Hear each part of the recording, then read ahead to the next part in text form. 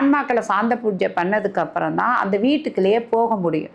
அப்படி போக முடியாத பட்சத்தில் இந்த செய்வனை அவங்க சொந்த பந்தங்களுக்குள்ளேயே இது மனசுக்குள்ளே போய் செய்வனை செய்ய வைக்கும். சுடுகாட்டுக்கு போக வைக்கும், சாம்பலை எடுக்க வைக்கும், சுடுகாட்டில் பிரேத பூஜை பண்ண வைக்கும். எல்லாமே இந்த ஆன்மாக்கள் செய்வன மூலியமாக செய்வனக்கு இந்த ஆன்மாக்கள் வசியமாகி செய்வனைகளுக்கு இந்த ஆன்மாக்கள் உடன் கூட போகும். அந்த செய்வனைக்கு இதுகளே ஒத்து உழைக்கும். அதுக்கு காரணமே இந்த ஆன்மாக்கள் இதோடைய தேவையை பூர்த்தி பண்ணுறதுக்கு தான் பிள்ளையவே பலி கொடுக்குற மாதிரி தன்னுடைய சொந்த ரத்தத்தில் உள்ளவங்களையே கஷ்டப்படுத்தும். ஒரு சில ஆன்மாக்கள் தான், எல்லா ஆன்மாக்களும் அப்படி பண்ணாது.